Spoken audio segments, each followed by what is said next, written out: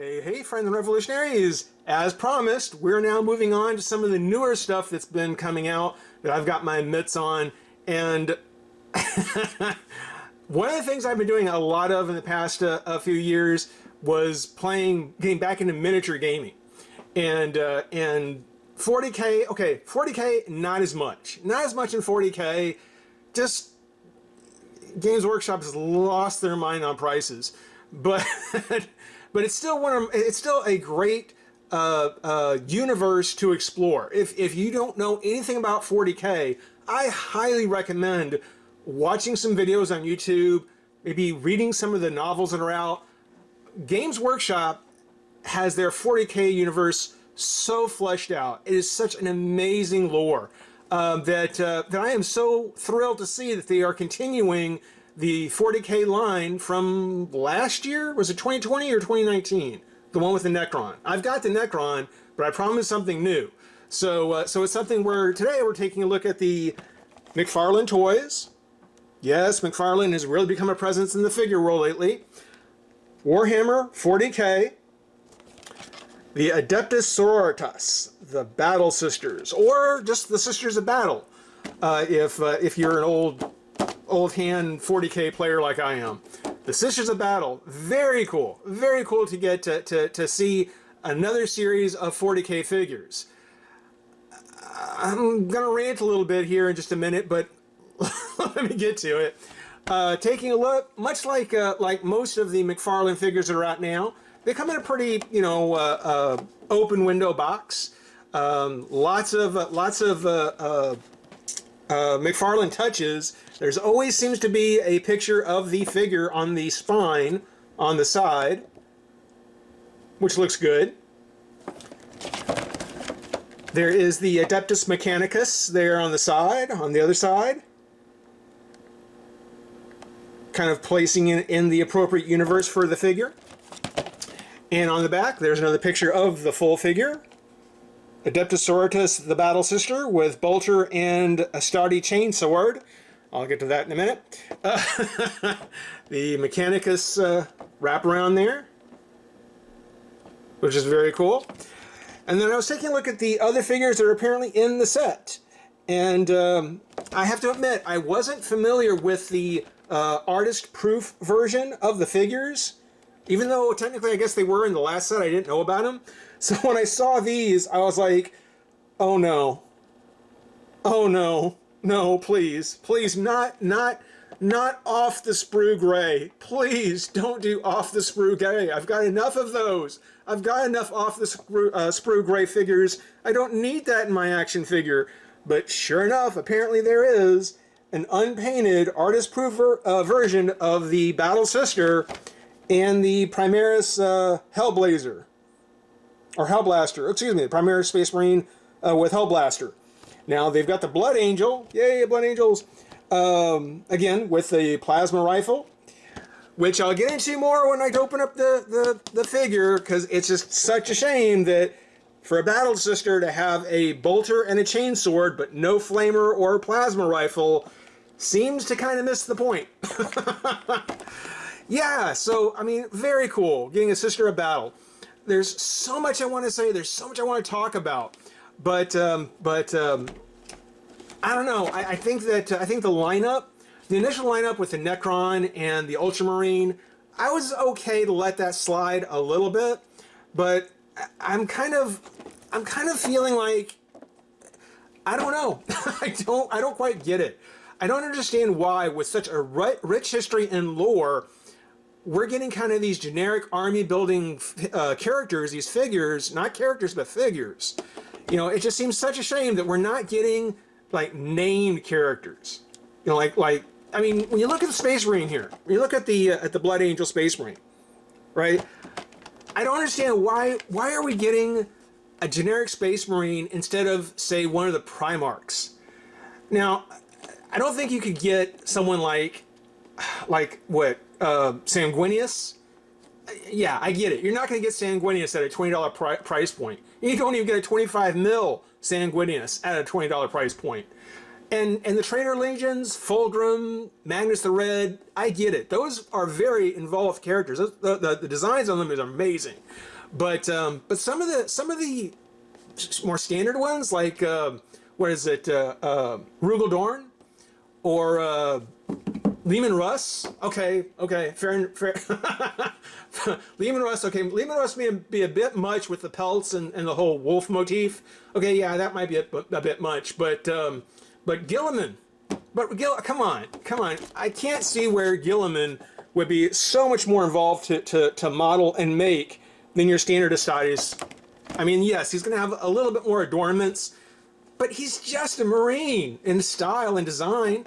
It's just such a shame that we're getting kind of these generic characters and not some of the named characters, which I think would really be great to introduce those people who don't know 40K. Instead of just getting this kind of standard figure, we get a Primarch. Or if we're going to get like the Sisters of Battle, let's get Saint Celestine. Let's do Celestine. Or a war boss, an orc war boss. I can't think of one off the top of my head, but an orc war boss. You know, some bigger actual name characters, at least one in each set. That I would be happy with at least one. Instead, yeah, we're just kind of getting the basic figure. And sure, you know, these aren't really going to be made for play, you know, like a Mattel figure would be, like a G.I. Joe figure would be, or even like your you know, actual model's going to be on the tabletop. But I would still love to have them in this larger 7-inch scale. So you know, that's my first rant. I just want to get it out there just to show you the box looks great, the packaging is great, much like Spawn. I could keep this in the pack and be very happy with it, but we're not going to do that. We're going to open her up, take a look, and have some fun. Be right back.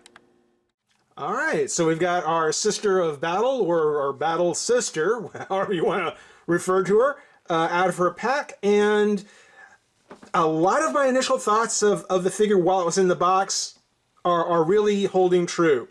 I've got maybe, I've got 3 other rants, but I'll put 2 of them together. So I got 2 more rants I want to go on in terms of the figure. And it's tough because there is a real appreciation for the 40K models, the designs, the characters, and again the lore that because and the unexpected fact that we're getting these 7-inch figures that really makes me kind of a little disappointed in some ways in the figure. And I don't want that disappointment to reflect on this particular figure. Because again, I'm a fan of 40K, so please, you know, when I start ranting here, keep that in mind. I don't want to drag the figure down necessarily, because it actually is a very great representation of the Sisters of Battle. I mean, the sculpt on it, it's Mcfarlane Toys. You know, they're translating over existing. Well, I don't know if they're actually translating an existing model, but the design has been done. Warhammer, you know, Games Workshop, you know, they've done the design work. It's just a matter of now upscaling it to an action figure proportions and putting in the articulation that Mcfarlane has done a fantastic job doing. Everything looks really great. Everything from her pauldrons with the fleur-de-lis, and not quite the Aquila. It's more the Imperial Aquila. Again, the Imperial iconography. The boots. This is a great representation, a great upscaling 7-inch Sisters of Battle figure in sculpt. I say that because, and I speak now to my 40K fans, my 40K brethren and sisters out there. When you take a look at this, I just can't help thinking that this is Warhammer. If you grab their trade monthly, their White Dwarf, their fan magazine, and you look at the studio paint job on the 25-inch scale figures, it is unbelievable how great those paint jobs are. And when I look at this, when I look at the paint job that's on this figure, it just feels to me like this is the guy who's at your game shop who does just the very bare minimum of painting. It is so disappointing that for a game like 40K, like Warhammer 40K, which is probably almost most well known for how amazing their figures look. They get their miniatures to look, that an upscaled mass market release of 7-inch figures would be this basic in the paint job. It is really disappointing. Again, I don't want to brag on the figure itself. I mean, the sculpt is there. Everything is sculpted in. The spikes around the skulls. You know, her sash here is made the same soft plastic like a Spawn figure is. Same thing with her sleeves. Even her pauldrons are a slightly softer plastic. The rest of it is the same kind of again, like I said with Spawn, it's not your Mattel kind of plastic. It's not your Masters of the Universe or Marvel Legends plastic. This is something else, and some areas it's great for, others not so much. Again, we'll talk about it as we get to it. But yeah, it is really sad that for a figure that has all the great details that a standard 40K figure would have, that the paint job is lacking so much. I mean, the fleur-de-lis, it's just a flat white. Her mask is a flat white. A black wash over it would have done an amazing job just bringing this out. Same thing with the Imperial part on her chest here. It's just a goldish kind of color. There's no highlights on this. It is all just flat colors. Her pouches, her waistband or her belt pouches are just a flat leather gray. No highlights whatsoever. Parts of her belt are nothing but black. Her grenades are nothing but black. The skulls are what stood out to me the most in the packaging. They're just a flat white. I know very few Warhammer players that would leave skulls flat white. This should have been the black underneath with just a dry brush over the top, and that's not an unusual painting style for Mcfarlane figures. Early Mcfarlane figures used dry brushing a lot, and this is one of those times when it was entirely called for. I mean, even here on her top, bust area, you see there are two fleur-de-lis, but they just blend into the rest of the figure because there's no paint on them. There's no red or gold to bring those out. It's so disappointing. I mean, again, I don't expect studio paint jobs. Well, okay, no. Again, $20 price point. I don't really expect studio paint job quality, but I expected something better than this. Particularly from Mcfarlane Toys, who usually do really well with their paints, and with a license like Warhammer, this is kind of inexplicable to me. I don't quite know why it's left so basic. I don't know if someone there thought that's good enough and didn't really realize that no, this needs to be a little more intricate, or someone said, don't worry about it. They'll do the rest themselves. Because we will. I mean, 40K players who buy these and look at them and think what I'm thinking, this looks a little basic, we'll do it ourselves. We'll get in and we'll do the extra paint work ourselves.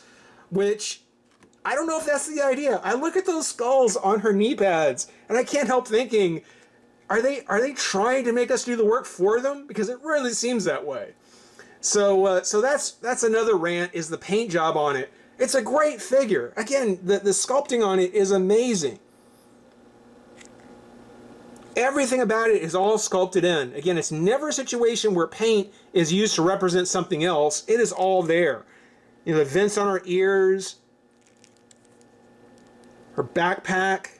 I'm kind of surprised Mcfarlane showed the restraint and didn't do actual, sharper spikes on the pack. That's kind of a surprise. See, there again, just a flat black piece of plastic. Doesn't even match the gold that she has on the other two parts. It's just, I don't know. I don't know. For other 40K fans, you may be thinking the same thing, For non-40K fans, this may be just fine. This may not strike you as odd or unusual. You may think this is great. But if you're a 40K fan, you're probably thinking the same thing I am, is this is a little bland. You did notice that she does have her 40K stand, I have already attached. She does not stand well on her own. And I wouldn't expect her to. I wouldn't expect 40K, 7-inch 40K figures to stand well on their own, not upscaled the way they are. And not look this good. It's not stocky, it's not, you know, a big chunk of metal or something. You know, it's a well-proportioned figure, so I kind of expect that, you know, she's not really going to stand very well. Along those lines, the articulation, again, very, very good articulation for the figure. The head is on a ball joint, and it's got a much wider range of movement than I had initially expected. I kind of thought it was simply going to be side to side and maybe a little bit of up and down. But it actually has a good range of movement on the head. The arms, clearly the pauldrons are going to be in the way, and they're soft, but they're not bendable soft, really. So her arms come up and out as far as the pauldrons will allow. There's a twist there at the shoulder, twist of the bicep, ratchet on the elbow, and a twist at the wrist. Nothing at the waist, but there is a sway at the torso. So much like Harley last week, got a good sway up in the top part of her torso. The legs will come up and out. Her sash and belt are that soft plastic, so nothing gets in the way there. Got the ratchet on the knee. Got a twist of the foot, and there is a hinge at the knee or at the ankle, but it is a ratchet, and it felt frozen. When I first got her out of the pack and tried to kind of work the joints, it felt frozen. So be very careful when you get her out of the pack. I actually had her sitting in some hot water to kind of loosen that up a little bit, and even then, it still feels really tight. Oh, and of course she's got this massive toe joint. So I'm guessing you probably get some kind of kneeling pose or something pretty dynamic with the toe joint being the way it is. So great overall sculpt on the figure, great representation of it. Just first big rant is the paint. It just seems so basic, so basic. And then if anybody wants to make a comment about the red and black motif this month, totally unexpected, not planned, just turned out that way. The second rant I'm going to go on is on the accessories. Which not to say the accessories are bad, I'm just a little disappointed. I don't know what the commitment of Mcfarlane Toys is with Games Workshop and this line, but whenever there's a line of figures that's an unexpected line that you have no idea, are we going to make it to a Series 3? There's so much more that can be done in this line, but even if they go to 5, 6, 7 series, coming back to a Sisters of Battle figure probably won't be something we'd see for a while, if it even gets that far. So one of the things that disappoints me is the fact that we did get the helmeted head. I think that one of the accessories that she should have had would have been the unhelmeted Sisters of Battle head, with that short white haircut, you know, kind of that stern look. I would have loved to have had an unhelmeted head. That would have been the perfect reason to buy 2 of these, one helmeted, one not. But as it is, we just got the one with the helmet, with the red eyes. Great interpretation of a Sisters of Battle character, just not really the iconic one that I would have liked. I would have preferred to have her with her unhelmeted head and get that short white haircut.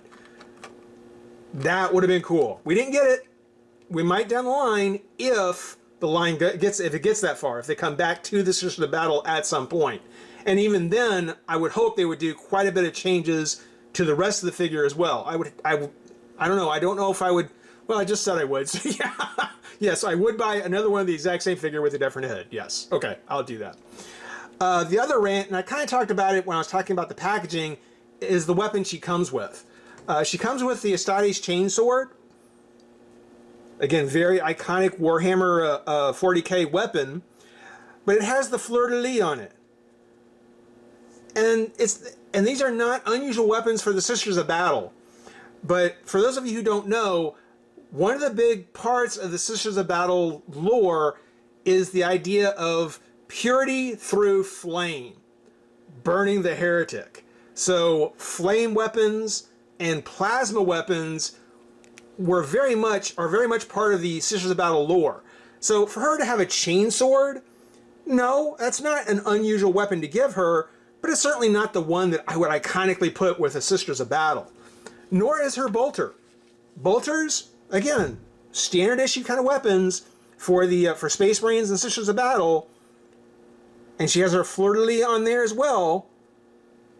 But I would rather than having these two, an extra head, and a plasma rifle, or a flamer, or a flame rifle, I think those would have been the two accessories I would have rather had. And even though the Space Marine that's out does have a plasma rifle, the fleur-de-lis on the chainsword and on the bolter kind of makes it an unusual accessories to swap out with. You know, swapping this with the Space Marine, or giving this to the Space Marine and you know, having him carry a Sisters of Battle weapon. I mean, maybe not completely out of the question in 40k lore, but why? Why didn't you just give the chainsword and the bolter, take off the fleur-de-lis, give that to the Space Marine, and let us have a plasma weapon? Why? The hands, much like Spawn, they are made of that stiffer plastic. It's a little more pliable. Let me go off camera for just a second here. There we go.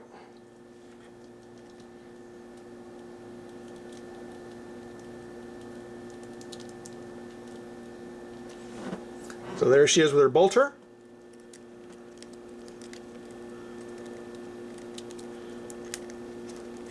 Slightly oversized, I think, but that's kind of par for the course for kind of Mcfarlane related imaging or images. And then there's her chainsword, which, nice chainsword. Let's get that in there.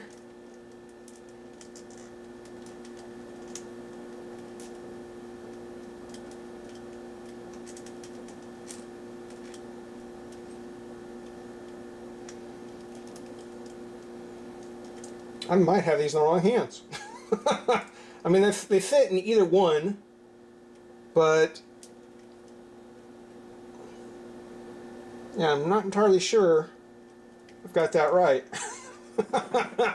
I mean, it works either way. It works either way, but yeah, the fact that you know, we didn't really get the accessories I was hoping for. The paint job isn't quite what I was hoping for. These are really great interpretations, or a really great interpretation of one of the Sisters of Battle, but it could have been so much more. It really could have been so much more. If you're not familiar with 40k, if you happen to see this figure on the shelf, I would say it's certainly worth a pickup. Okay, if you're not a fan, it's a pass. This is definitely a pass if you're not a 40k fan. If you're a 40k fan, it's worth the pickup. It's definitely worth the pickup, but just kind of understand, you know, you're getting a middle ground as far as you know what we could have had. Give it a nice little spin one more time.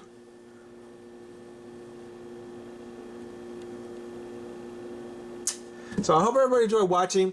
Rate, comment, subscribe. Those comments, the likes, they really help out the channel, and you know, definitely trying to kind of reach back out again. So please leave a comment, like the video, share, and subscribe. Join the revolution. We'll see you guys soon.